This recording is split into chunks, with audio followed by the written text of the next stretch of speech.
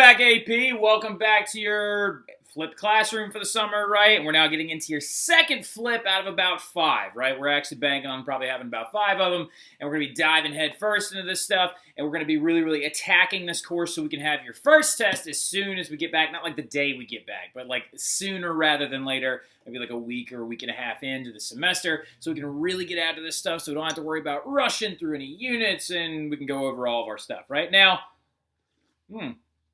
I understand the last flip might have been a little bit intimidating, might have been a little bit much, where y'all were like, oh man, wow, this is a lot of stuff we got to go over. I got to know that it's like antiquity, Middle Ages, early, high, late Middle Ages. I got to know what feudalism is, and investiture. That's a huge word that you need to make sure you know, because investiture and the investiture crisis is a major thing. You need to know that actually this whole thing with popes and kings, this power struggle going between them, papal supremacy, and all this other stuff going on. Also, other key important thing, to highlight, square off, star, make it look like it's exploding or something like that. You're going to want to jump back to that list of stuff about Greece and Rome that they donated to history, philosophy, republic, democracy, art, architecture, all those things.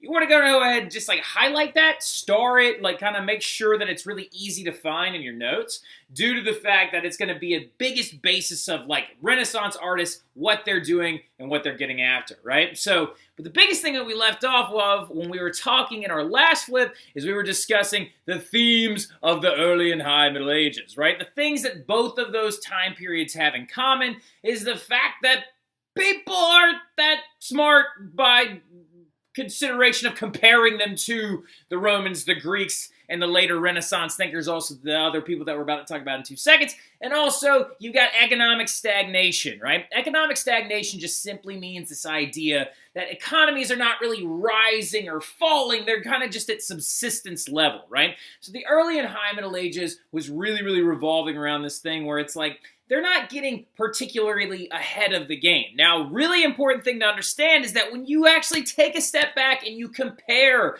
the industrialized, the non-industrialized Middle Ages to the industrious level of the Eastern empires that were popping around during this time period, it's a very large comparison to make. It's a very good comparison to make so you can understand that the difference between the Middle Ages and the Renaissance and why Renaissance thinkers believe they were living in this era of quote-unquote rebirth, right? Now, when I say the East, basically what we're talking about is, let's go ahead and jump over to, if you are ever needing a map reference, DMAPS is a very good recommendation, a very good thing to use. Let's use World in the Oceans, and we're going to be using the Europe and Africa centered world, and we're going to be looking at this bad boy right down here. Okay, cool. So, looking at this map really fast, when you actually take 2 seconds to really just kind of look at it and take a gander, you have to understand that this right here was the known world at the time, right? So you've got the Middle Ages raging in this general area, right? So you have to understand, you got to know that you have to like really kind of take 2 seconds. There we go. You got to take 2 seconds to understand the fact that, bam, you know, all this is going through what you would call the current day or the actual Middle Ages of their time. Now, when you're looking at everybody else, you've usually got this general area of civilization. This is what you refer to as your Eastern empires or your Eastern civilizations, okay? So basically everything that came out of the quote-unquote Western world is going to be originating out of Europe, and that's why we discuss the Western civilizations when Europe spread to these different areas and spread their influence, and so we have our Western areas and our Eastern empires, right? Well, the thing that you need to understand is that this body of water during the European... Oh, that is the worst star that I have ever drawn in my entire life. We're going to do it like this instead. We're going to go like a little like... All right, there you go. That little asterisk right there is the Indian Ocean, okay? So the Indian Ocean is going to be a major hub of economic activity during the European Middle Ages. So while Europe is feeling like this and very upset, they're going to be going through a time period of rebuilding after the fall of Rome. Not the Eastern empires, though. The Eastern empires of Eastern Africa, the Arab communities, and the Southeast Asian communities are going to be absolutely killing it and making more cash money than they know what to do with, right? You have to understand that this Indian Ocean trade hub is going to become a very, very important thing because you had different items that were flowing through this area, bringing intelligence and money and economics and growth and intellectual value to other parts of the Eastern world, all the while the Europeans are over here not getting any of it, right? So they're not getting any of it due to the fact that it's being basically held off in the Byzantine Empire. The Byzantine is bringing these things in. It's how they stayed economically viable, while Western Europeans are not actually having the same kind of access to these goods and materials due to their limited infrastructure, right? So when we jump back to this stuff, you have to understand that those different areas, murdering it, killing the game, doing a fantastic thing, because from about 500 to 1450 AD CE, which is the same time period as the European Middle Ages, the Eastern empires are going through what's known as a golden age, right? They are going through a very, very, very positive economic time period, particularly when we're talking about Southeast Asia, the African communities, and the Eastern Shore, the Swahili coast, and also the Arab communities, right? So the thing that you got to understand is that this Indian Ocean trade hub is little to no involvement of Europeans in their medieval period, unless you're referring to the Byzantinians. The Byzantinians still had access to these trade routes, but they were still getting them at a very, very high price. And with the economic inviability of Western Europe, those people didn't even have enough money to buy these other goods for the most part, right? And you've got all kinds of stuff coming out of this eastern area. You've got silk, salt, gold. Salt at one point that was being sold by the Africans was worth its literal weight in gold. That's how valuable the stuff was, because you need salt to preserve food. You also need salt to not die, right? So you have to have it in your diet or else you'll die. So like gold, huge amounts of gold coming out of Africa. The silk being spun in the Eastern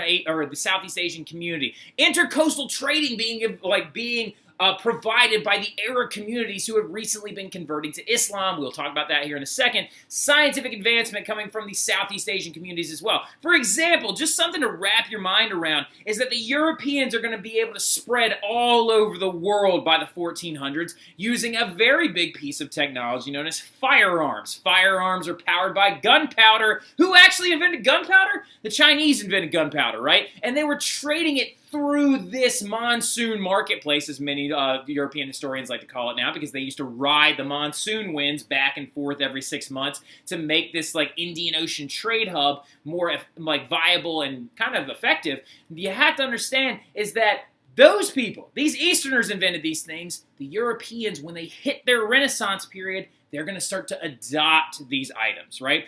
They're also, in these eastern areas, going to preserve Greek and Roman teachings as artifacts. Arabs were literally translating philosophy written by Greeks into Arabic, and they would not be translated back into Western European languages until the Renaissance time period or the late Middle Ages, when scholars begin to adopt them and then retranslate them from Arabic into Latin, into other languages, vernacular languages that are going to be used by the Europeans. So philosophy is coming out of this. Algebra, mathematics, literally invented by the Arab communities, the number 0 to give an idea of accounting and to also be able to create basically a number sphere of if I have nothing, can I have less than nothing? If I have less than nothing, that means I owe you something. We're talking about intense accounting systems. Spices being traded over this stuff. All the while, what's the Europeans look like over in Europe? You know what I mean?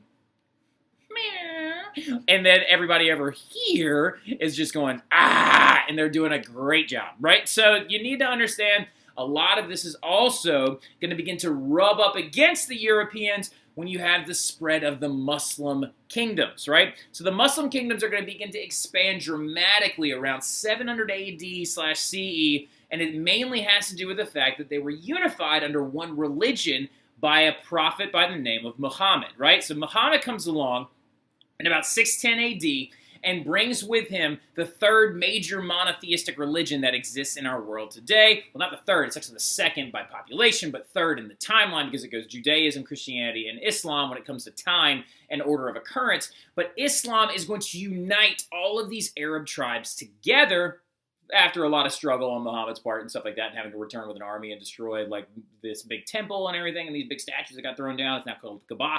But anyway, once Muhammad united the areas of Saudi Arabia, and especially in Mecca together, this influence and religion began to spread and then unite all of these other Bedouin tribes and Arab people together. And what are they going to do in their unification? They are going to adopt Southeast Asian intelligence. They are going to adopt mathematics. They are going to grow and go through what is known as the Muslim Golden Age, and they are going to spread all over the place. The Persians converted to Muslim and Islam, to the Nation of Islam, and so they're going to expand in this direction. And then there's going to be a massive expansion through North Africa, and literally the richest man in the world converted to Islam, and his name was Mansa Musa, and he's actually an African, right? So the very, very wealthiest man in all of history was an African man, right? And he was a part of this massive Eastern Golden Age, right? And the Arabs even continue to spread up into Spain, South Spain, Southern Spain, and Portugal. Very important to understand this.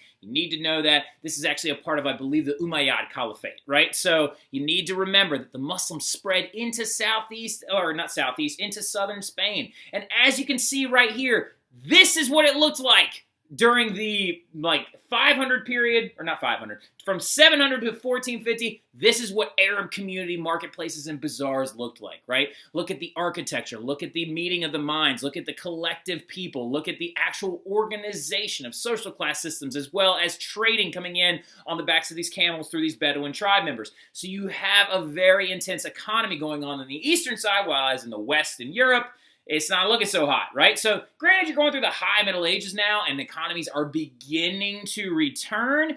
However, something you need to understand, look at all of this advancement. The reason why Europeans are not advancing nearly as fast is mostly due to the fact that most of the money, jot this down with a little star next to it, most of the money is locked up in the manorial/feudal system, right? Those lords and nobles are hoarding the money for themselves, preventing it from spreading to other Western European people and other smaller merchants and peasants and outsiders. And this is not a true capital system, whereas capitalism was growing and very, very effective in the Arab communities, giving them a lot of prosperity.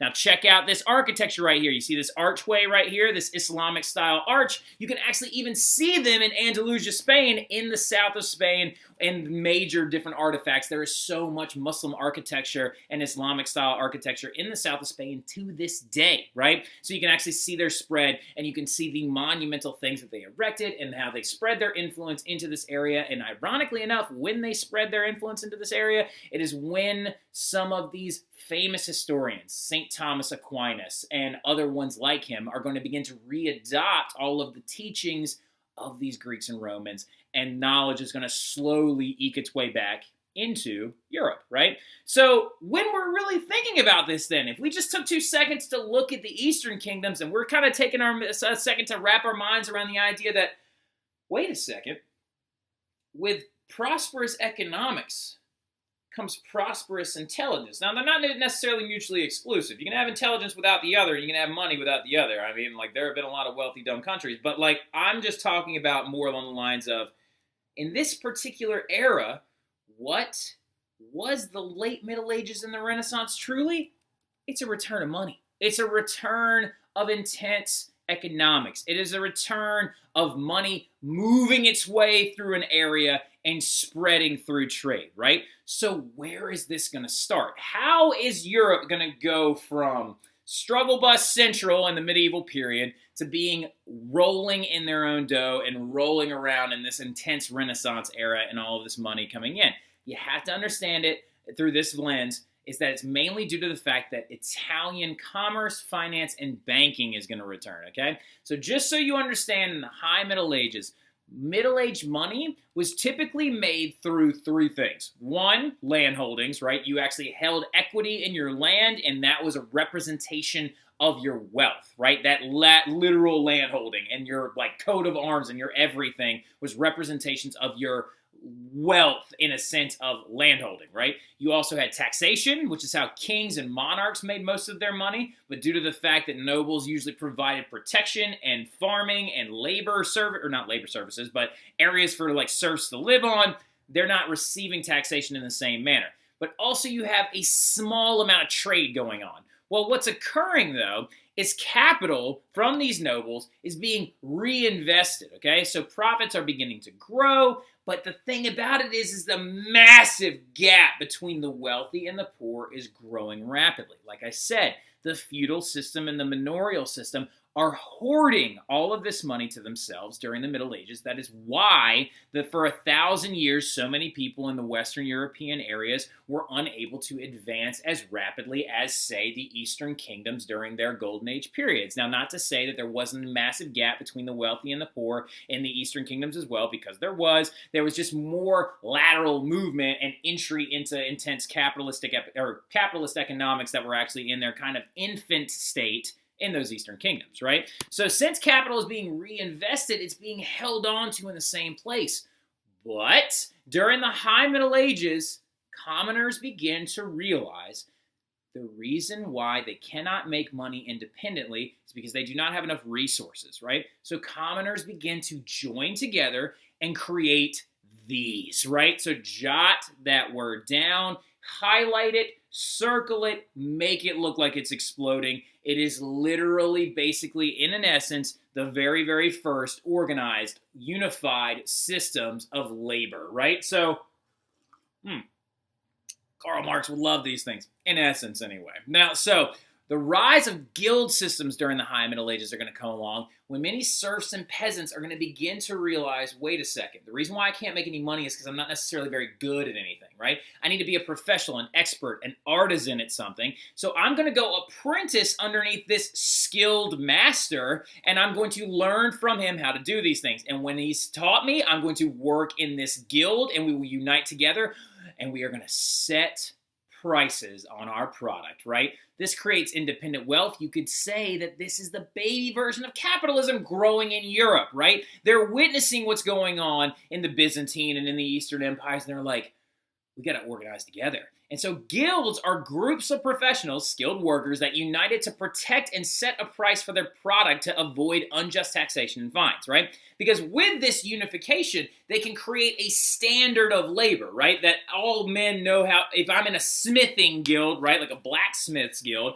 we all know how to do X, Y, and Z. I know how to ferry. Ferry means to actually like remove horseshoes and actually reshoe a horse and make the horseshoes myself. That's what a farrier does, right? Who would be a part of a smithing guild. You had carters guilds, which were guys that like separated wool. You had not yet. I'm getting ahead of myself. I was going to say printers guild, but not yet. Don't get too excited. The printing press is coming. It's a little bit later though. Had a big fan, Angelina Murphy.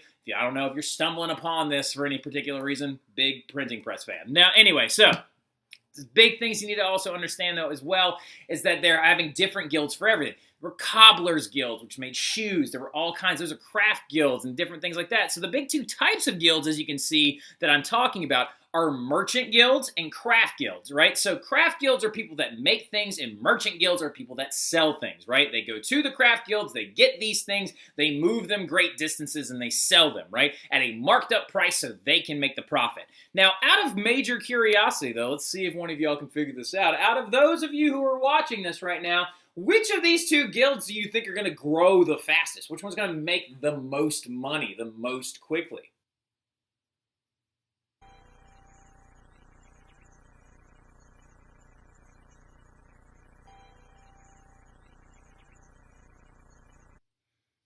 Good job, Jordan Hayes. So proud of you. That is exactly right. Merchant guilds are going to grow very, very fast. And the reason why is because they do not require the same amount of goods or things or people or labor as a craft guild does, right? Now, something to remember, though. Something to remember. During the High Middle Ages, guilds are small. They're like kind of finite. They only exist in major cities. And however, almost all of the wealth is still residing in the hands of kings, feudal lords, and the church, right? Those three powerful groups of people that ruled over Europe for over 1,000 years.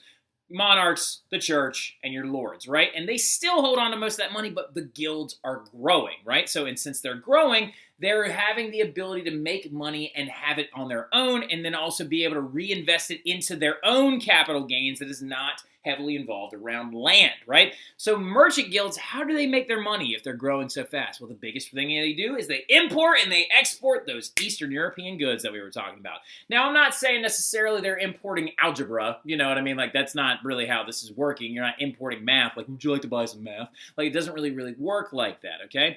Now, what they're doing instead is they're actually importing these other goods that are hard to come by inside of Europe. You got things like Chinese porcelain, which no European could figure out for the life of them how to make until the late 17, early 1800s, when one person finally learned how to make it. He was a German scientist, learned how to make European-style porcelain, and it was still garbage by comparison to Chinese porcelain, right? So they were importing Chinese porcelain. They're importing spices from the Arabian and Indian subcontinents, right? They're importing silks, which are considered like the highest quality textile that anybody has ever seen. Oh, and by the way, it's made by a worm. They're all mind blown by this. Another really big one, huge one, tea. Tea coming from Southeast China, right? So tea was becoming a major export going into these different areas. And the greatest thing about all these things is that they are luxury items, right? They are considered luxury to the Europeans anyway. Southeast Asians didn't consider them luxury because they had such access to them, right? Well, the Europeans don't. Spices don't grow there. Silkworms can't live there. Porcelain can't be made there. Tea doesn't grow there. So it's a luxury item. So the merchant guilds are growing their wealth very fast when they begin to import and export those luxury items rather than just things coming out of craft guilds, right? And what's the greatest thing about all three of these? Warehouse inventory. That's right. This stuff doesn't go bad, right? So it does not spoil the same way that other things do, right? Porcelain is not going to go bad. Silk is not going to go bad. Spices can last for years on end, and they didn't even need to go into the warehouse because they got bought up so fast. Tea is a dried leaf that, if sealed properly, will last for years, right? So warehouse inventory, these merchants literally can create supply and demand on their own, right? But then, this is all in the High Middle Ages. So you've got these merchant guilds just slowly bubbling up. And most of the wealth is still being held onto by the kings, the church, and the lords during the High Middle Ages, right? Something you need to understand, still very important. High Middle Ages, most of the money still resides here. But then, something's going to happen. So what's going to end up happening is the late Middle Ages are going to come along. And the late Middle Ages is going to take those three big figures, the church, the nobles, the kings, and it's just going to start bleeding them of their money. And that money's just going to start falling, and it's going to start sifting out into the rest of Europe because of the terrible, obscene tragedies that befell the late Middle Ages. So the late Middle Ages is mostly defined by terrible and tragic events. Hence why it's called the late Middle Ages instead of the awesome Middle Ages. Because like if you look at the High Middle Ages, it's denoting the idea that it was a time of prosperity, right? Now, ironically enough, when we look back on this, we look on the late Middle Ages with a little bit of a different lens in the sense of bad things happened, but positive results came, and we'll get to that here in a second. But some of these terrible, tragic events include things like climate shifts, right?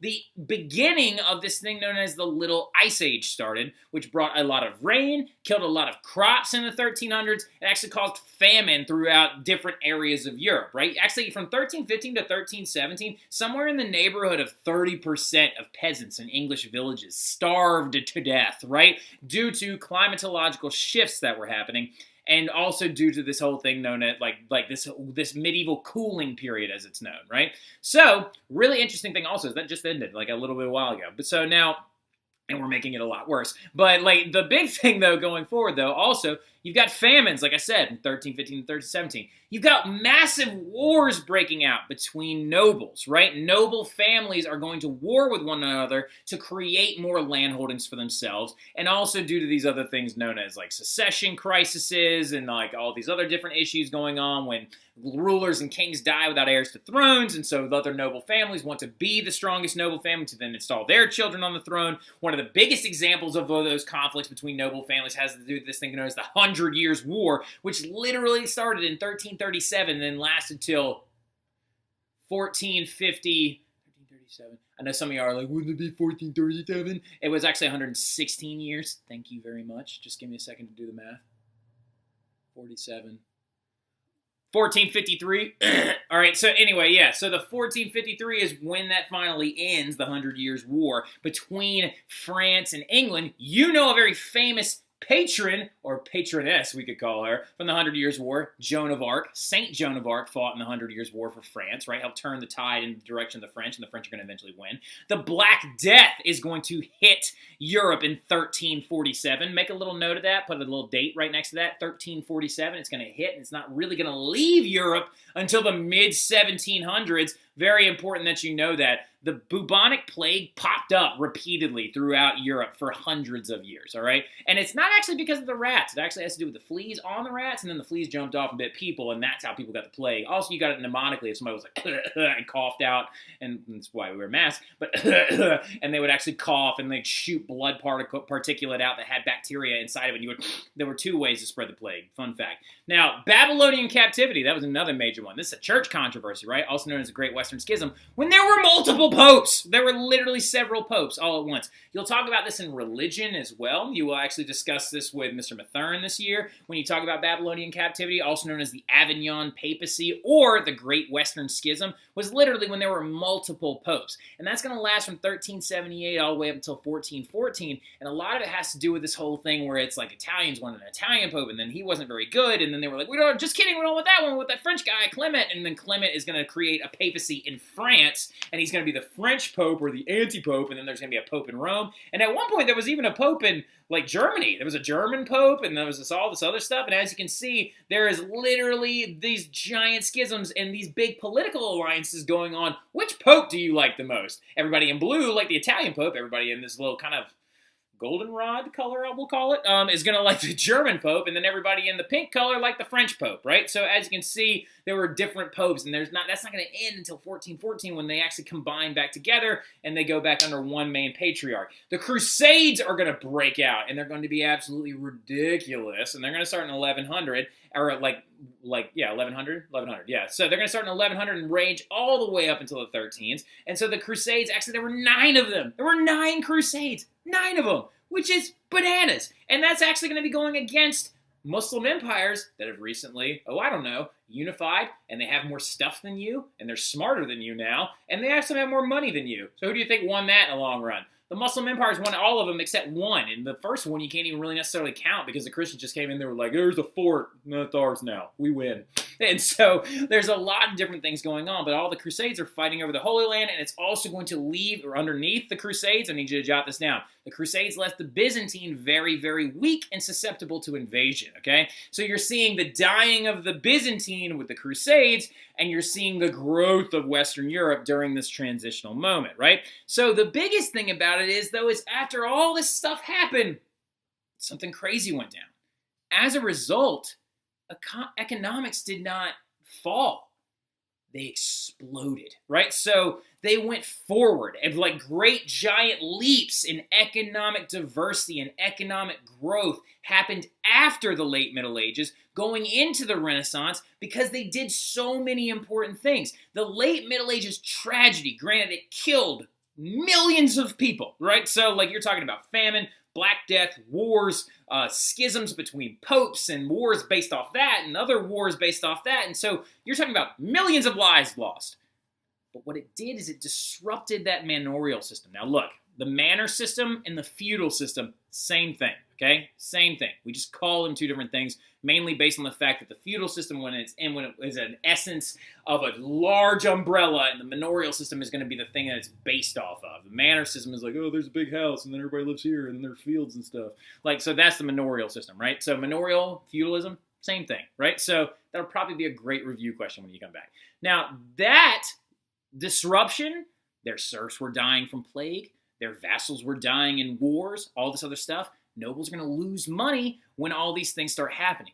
Money doesn't just get set on fire. When you have a capital system, and particularly when you have a capital system based in literal tangible precious metals during the Middle Ages, like gold and silver and other things like that, they don't just disappear. Just because the nobles lost them, it's not that they were just like, oh, and they just went away.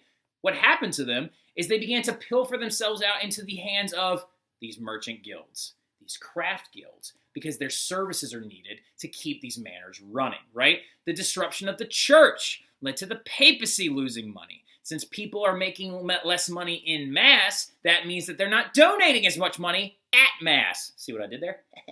Now, the big thing, though, you got to understand is the tithes are going down. If the tithes are going down, that means the money is, again, moving its way into the hands of other people in the continent. Also, now that we have less people, you've got smaller markets. If you have a smaller market, it means you can charge more for your goods. That means you have keener competitors, right? So you have people actually being like, okay, I got to either charge more for a better quality product, or I got to bring my price down to sell this different product. And you also have higher wages. Less people, you can demand more for your labor, right? Which means more people are making more money. So the money left this group, left the kings, left the nobles, left the papacy, and began to slowly spill its way into the hands of regular Europeans. And so the late Middle Ages is the trigger. If the late Middle Ages is the trigger, the Renaissance is the gun, that first fire is going to be the reason why we catapulted ourselves, I'm using a lot of weapon imagery right now, catapult ourselves into the period known as the Renaissance, right? And you have this explosion happening. These are new economic models. So write that down as a title. These are new economic models. You've got new trade routes coming along and new ships. These things designed called caravels are lighter, smaller, and can sail into the wind by the 1400s. And they can actually make new trade routes, and they can go different places and different seasonal ideas. They stole this design from the Arabs. So the multi-leveled trade systems with sedentary merchants and resident agents, which is another big thing.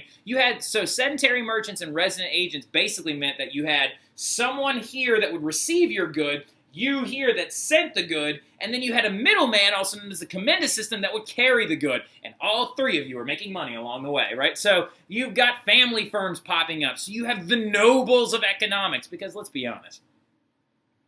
Are rich people going to infiltrate everything whenever something becomes cool? Yeah, exactly, right?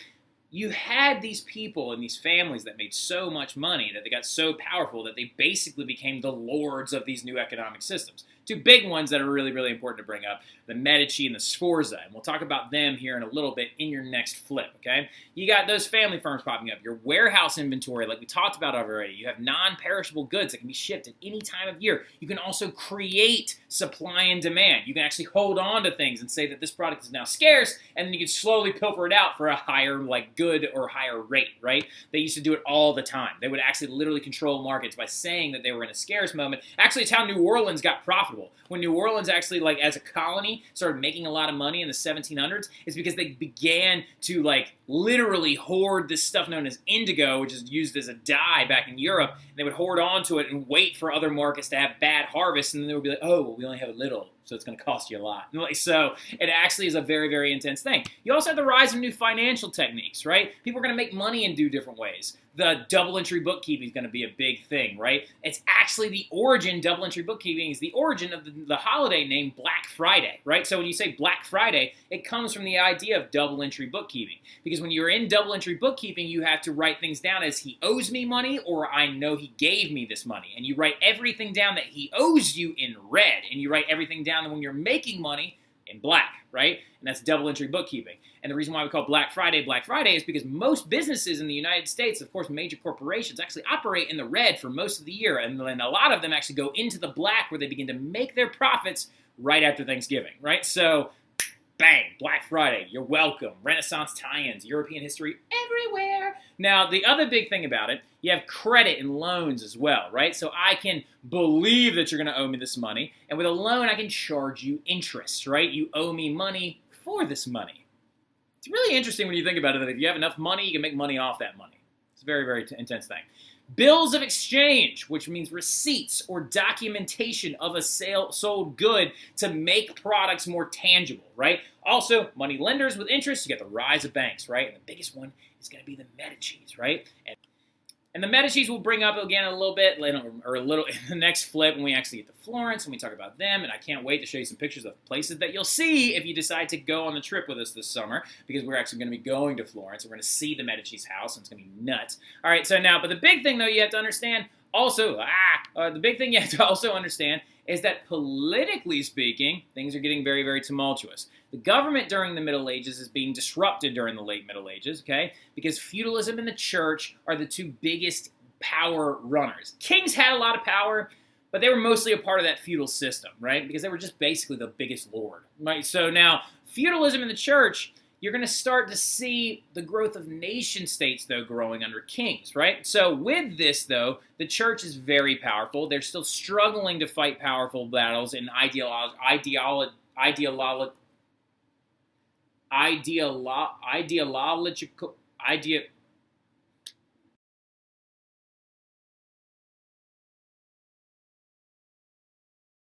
Ideological.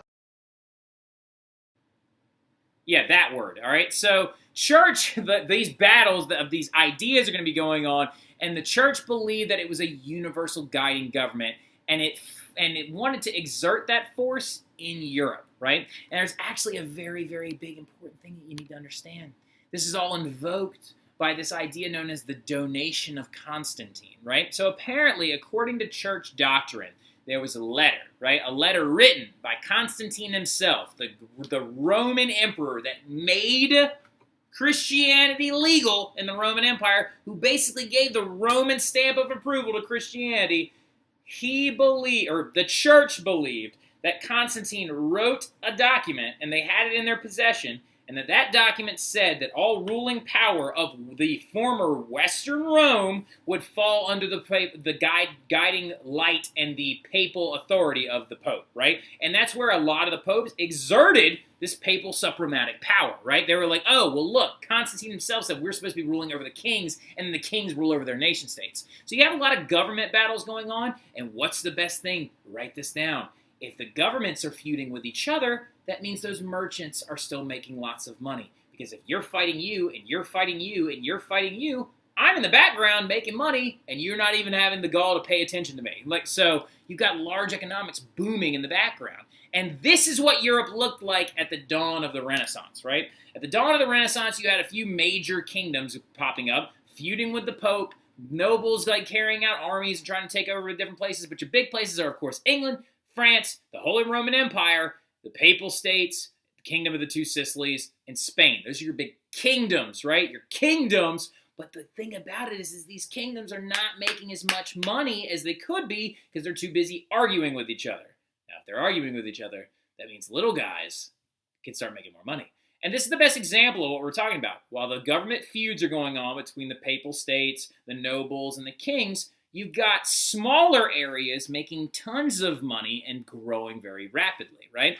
And mainly, as you can see, this is another example of what I'm talking about, these wars between these different areas are going to weaken the church. They're going to weaken the Papal States, which basically that literally means this country of the church. There's this big middle chunk inside of Italy known as the Papal States during this time period, and the Pope was literally their king.